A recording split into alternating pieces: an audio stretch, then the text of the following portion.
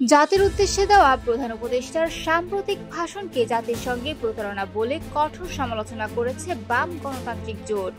তাদের অভিযোগ, এই ভাষণ রাজনৈতিক দলগুলোর মধ্যে বিভেদ আরও বাড়িয়ে দেশকে দীর্ঘস্থায়ী সংকটের দিকে ঠেলে দেবে। শুক্রবার সন্ধ্যায় দেওয়া এক যৌথ বিবৃতিতে বাম জোটের নেতারা বলেন, জুলাই সনদ বাস্তবায়ন নিয়ে প্রধান উপদেষ্টার বক্তব্য জনগণের প্রকৃত মতামতকে প্রতিফলিত করে না। তাদের দাবি, ঐকমত্য কমিশনের প্রস্তাবগুলো বিকৃতভাবে উপস্থাপন করা হয়েছে এবং ৩০টি প্রস্তাবে সব দল একমত। প্রধান উপদেষ্টার এমন দাবি তর্ক বিকৃতি। বিবৃতিতে আরও বলা হয়, জাতীয় সংসদকে একই সঙ্গে সংসদ ও সংবিধান সংস্কার পরিষদ হিসেবে ১৮০ দিন পরিচালনার প্রস্তাব একেবারেই সংবিধান বিরোধী। এ বিষয়ে কোনো ঐকমত্য নেই, এমনকি কমিশনের ভেতরেও আলোচনা হয়নি।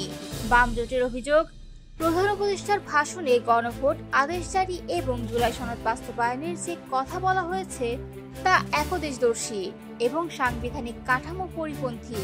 সংবিধানে গণভোটের বিধান নেই, অথচ রাষ্ট্রপতিকে দিয়ে আদেশ জারি করানো হয়েছে, যা পুরো প্রক্রিয়ার বৈধতা নিয়েই প্রশ্ন তোলে।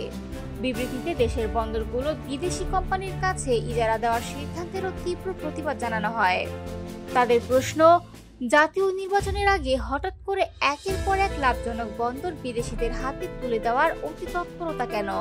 তারা মনে করেন, এতে ভূরাজনৈতিক, অর্থনৈতিক ও সামরিক ঝুঁকি বাড়বে। আইন শৃঙ্খলা পরিস্থিতির অবনতিও তুলে ধরে বামজোট জানায়, মব সন্ত্রাস, নারীর প্রতি সহিংসতা, গুলি করে হত্যার মতো ঘটনা উদ্বেগজনকভাবে বাড়ছে। একই সঙ্গে কারখানা বন্ধ হওয়া, শ্রমিক ছাঁটাই আর গোপন সন্ত্রাসী তৎপরতা জনজীবনকে চরম নিরাপত্তাহীনতায় ফেলছে। শেষে বামজোট সরকারের উদ্দেশ্যে আহ্বান জানায়, সংবিধান সংশোধনের এখতিয়ার নির্বাচিত সংসদেরই। তাই দ্রুত নির্বাচনী তফসিল ঘোষণা, আইন শৃঙ্খলা নিয়ন্ত্রণ এবং জাতীয় সম্পদ রক্ষা করা জরুরি।